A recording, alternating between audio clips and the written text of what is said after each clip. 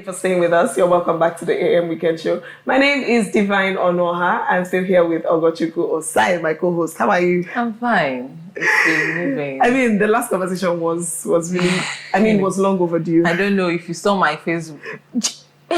Please don't remind me. If you saw my face in the most part of that segment, you will know that, wow. People are wicked. I just genuinely want to ask one person that does that thing. Let me hear from you. I just want to hear your thought process. Why you think doing this thing is a way to solve this problem. Let me just hear you say that thing that you have in your mind.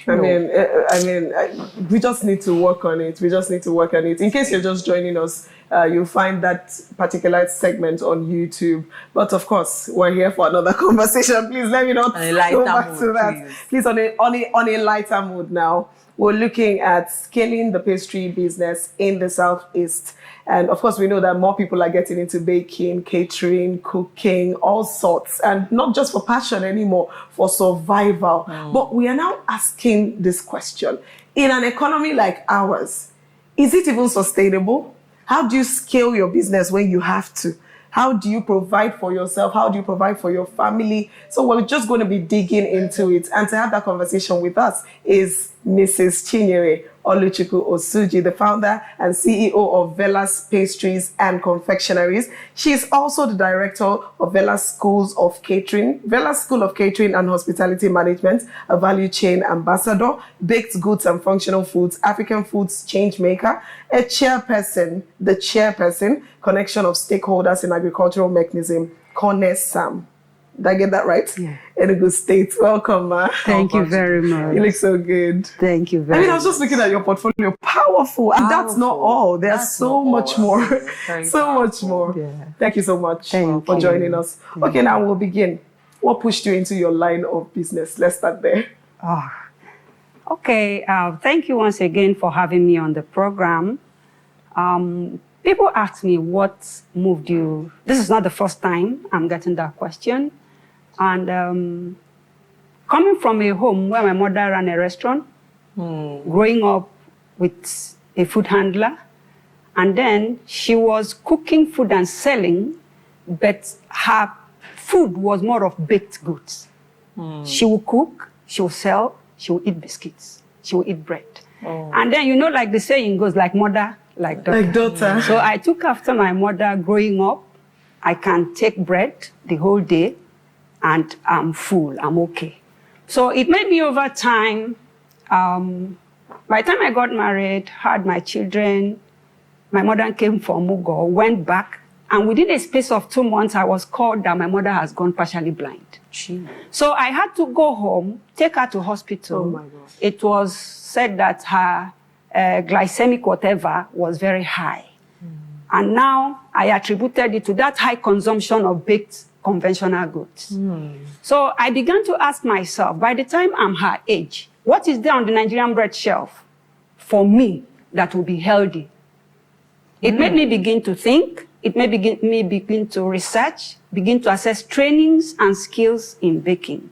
So over time, I've met people, like I've met somebody that said for the past 32 years, he has not eaten bread. I've met another person that said for the past 27 years, he has not eaten bread. So, and we have a lot of people like that spread across the region. So it made me walk, and then I'm looking at what will be healthier for people on the bread shelf. Okay, sorry, let me just digress a little bit because this story is really deep. It's intriguing. It's deep. and it's convicting because I'm now checking myself. I'm checking my consumption.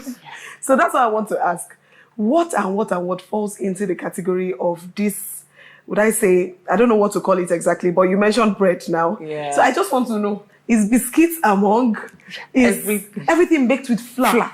Everything. The refined flour. Refined. What are we going to do, Ogochukwu? God will help us. We have God. Because it's a different thing because we know that this is what we randomly just pick on the shelf and just munch on it without even thinking deep of the after effects or what it's going to do at the end of the day when it begins to accumulate and come together. But I think exploring better ways, healthier ways like you're doing is something very, very commendable. And I think it's something we need to amplify more, to get better. Because honestly speaking, understanding that, refined flour, in as much as it's very exciting to have cakes, breads, and all those things, it also has. So that's why we are being told not to, make it a food, something you consume consistently.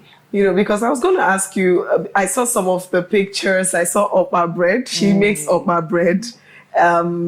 There's just a variety of things. I'd like you to mention them for us so that we'll know some of these alternatives. And okay, Vellas Pastries and Confectioneries is an innovative, health-focused bakery that is working with our indigenous legumes. Legumes? Yes. Okay. To produce a healthier alternative for consumers so that we can provide consumers optimum nutrition in simplified form. So we are working with legumes like okpa, akidi, ozake, fiofio, ukwa. We have okpa bread. We have akidi bread. We have ozake bread, fiofio bread, ukwa bread. Some of these products has already gotten NAFDAC approval. Others are on process. We also have the cookies variant of it. 100% okpa cookies, 100% akidi cookies, 100% fonio cookies. We have them because I was going through research and I saw that in Nigeria, diabetes is prevalent in the Southeast. Yes, sure. It's prevalent in the Southeast because of our lifestyle, our diet, our type of food, and the way we do things. And then bread is the highest consumed product. Sure. And Nigeria is the highest bread market in West Africa. So if Nigeria accounts for producing 46% of global legume, what are we doing with them? Okay. When we know that they are rich in natural occurring nutrients and minerals essential for good health, what are we doing with them in the Southeast? So a lot of them I incorporated into my products and I'm providing optimum nutrition in simplified form. Okay. Now, okay. Go ahead. Go ahead. I'm finding it hard to digest some of these things. Okay, go ahead. I just want to know, does it give the same effect? Does it taste the same? Does it, if I decide not to eat bread, with processed flour, and I decide to take up my bread now, am I going to have the same feeling I have when I'm eating bread? Or... Okay. And I'm also asking, because I'm seeing this from a perspective of a food technologist. Okay. So, at the end of the day, most of the times, this flour you're talking about, are used as composite flour. So I'm imagining how you get 100% okpa bread without using the normal refined flour to complement it. I mean, there is a place of making the legume higher than the normal one. So you said something about 100% okpa flour. Cookies. 100% cookies. How are you able to do it to give something that is just like she said, something that gives the same feeling like the normal one we use refined flour for? Okay. That's a very good question, because when people hear okpa bread, they're like, somebody asked me, is it when I open it, I will see okpa inside? But we've so worked on it, is composite. We have the composite, we have the 100% gluten-free okpa bread. Wow. We have the 100% gluten-free akidi bread. But the density and the texture is not the same. So for people that want it to be like the conventional bread, to have that feel of the conventional bread, we have a product for them. For those that are fully health conscious, I'm eating this because of my health, I'm eating this because I want to stay healthy, we have product for them. So we have product for everybody that takes anything baked with the refined flour. We have product that's good standing. We have cakes. We have pies. Don't tell me about my cake. Yes, I do. Yes, we do. We do. We have the chin-chin. We have all the pastries. We work on them. And you use the same way. Do you use the same ingredients too, like sugar and butter? Yes. Wow. Yes. Wow. This is so innovative, I must say. This is so innovative. But now let's talk a little about money now. I think these things are more expensive. These legumes are more expensive. Yeah. So how are you coping with that? How are you coping with pricing? How you tell your customers that this is the price. We already know the price of normal bread. And we're trying to eat healthy. So we decide to go for this alternative, but it is not, cheap. It's just thing they say about healthy eating. Most of the times, it's quite expensive. It's quite expensive. I see myself most of the times needing something to snack on, and I look around me. The cheapest thing I can see is buns. The cheapest thing I can see is biscuits. So how are you managing with the amount of money required for both production, and how are you managing with your customer interactions with regards to expenses, of course? I tell people the normal saying, health is wealth. Your health first. So when we have that mindset, because here in the Southeast, we have this mindset of, let me eat and be satisfied first. Let me satisfy my hunger first. We can talk about other things later. But when that health comes up, the challenges and the problems come up, we forget about eating to satisfy our hunger. So these are some of the things that I've looked at, and I've been able to work with farmers. I deal with farmers. I source my raw materials from farmers, making it a bit cheaper for me. And then when I go out, every product has a market, a target market. So for people that are health conscious, for people that are on health, that have health issues, they are not price sensitive. Somebody that has been placed on diet is no longer price sensitive. What is he or she? Because it's a necessity at this point. They can't even. So we are looking out for such people. I know somebody that said, my mother has been crying that she wants to eat bread for over 10 years now. Oh my. How do I get this bread for her? How do I get it 100%? I said, the 100% is not as fluffy or as soft as this.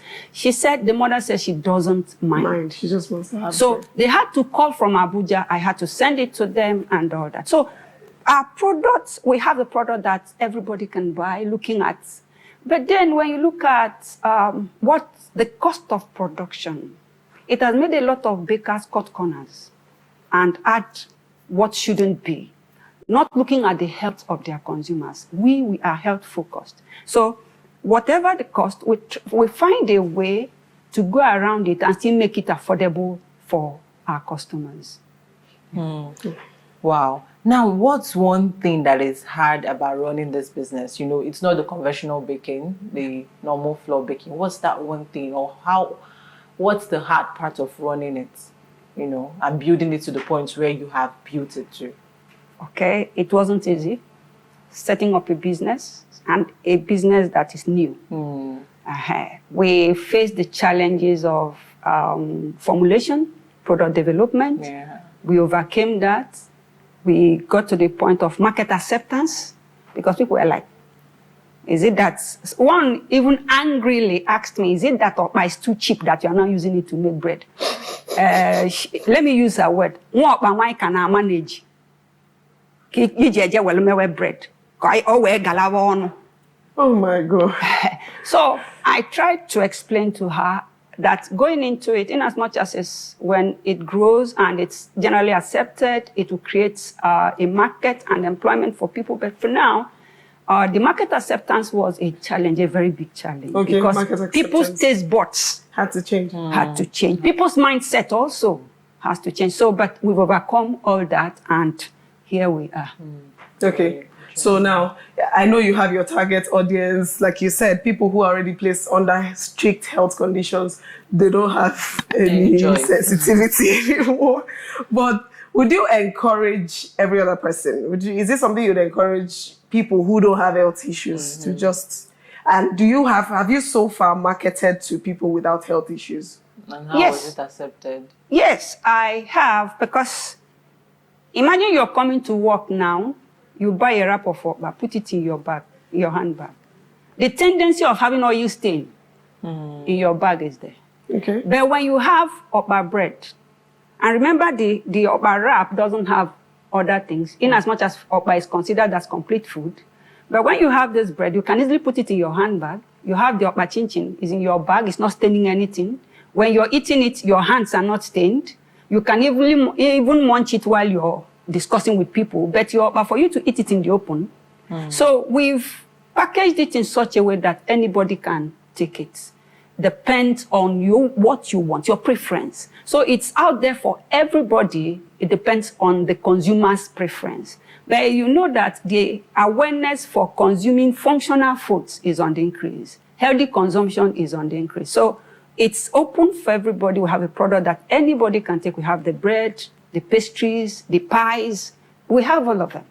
Wow, I should visit your Yeah, I should visit your outlet really really want soon to, because I I want to explore. I know. I'm curious. Actually, I can relate to this because that is a field I'm studying in school, so I understand to a larger extent. I mean, I've also done some practicals on it. The one I did, I made cookies with kidney beans. That's why I was asking. Kidney beans. Yeah, kidney beans. I will really shout more than that woman shouted. So that's kidney why I beans was is asking now about so cheap. the composition, because I knew I understood the test effect. It wasn't normal like the normal biscuit, so that was where composition complementing the flour came in. So that was why I asked to understand if it's just a total new product when you make it with legumes. But it's really, really encouraging. We encourage it because it's really necessary when it comes to healthy living. All right. Now, talking about baking at large, especially in the Southeast, would you say it's a profitable business right now? Because we see a lot of people getting into baking, and we've seen the business, I don't know. So there's an influx of people. And even the ones who had long established the business, they are training new people. Everybody is getting into it. So is it still a profitable business? Yes, baking in the region or globally is a profitable business. But the challenge most people that go into the business have is that they want to go into it and make profit immediately and grow immediately. Businesses are not, don't grow that way. Okay. People go into business without sustainability in mind. How do I sustain it over a long time? So looking at it, asking if it is profitable, it is very, very profitable. You put your structure, you put your system, you have sustainability in mind, and over time, it is very, very profitable. When we say over time, like how many years are we looking at? What's the average you're looking at? When you set up your business, when you're projecting 3 to 5 years time for you to break even. Okay. Wow. Now, this now brings me to the key question. Last week, we were having a conversation about small businesses in the Southeast. And one of the questions I asked her is, are we really being sincere with ourselves if we say start with what you have? Because I'm also in the field of baking. It's like my side gig. And I have faced a lot. I have seen a lot. So sometimes there's need for you to upgrade. In fact, from the beginning, it's not a business you can start without capital. Convinced to make so money. By the time the trends are coming in, every day new trends are coming in, every day there's need for upgrade. So if you don't have the money, you get what I'm saying? So are we really telling ourselves the truth if we say you can start with what you have? Okay, I'll use myself as an example. When I started from my kitchen. I started doing it for my kids. You asked of starting with what you have. I had up that I milled over time. Being a catering lecturer, I went into tinkering with it. Started producing my children, my mom, just like that. And gradually, we grew. But the thing is, the dream might be big, but start small. Start with what you have. Then build and grow. You have to start. If you wait to have it perfect, all figured out, you may never start. If you wait to have it all figured out, how do I go into the trend? How do I go with the trend? And you're still thinking about it. Before you finish thinking on the trend that came up today, another trend comes out. So you start with what you have, start small, and then grow. This question is very important.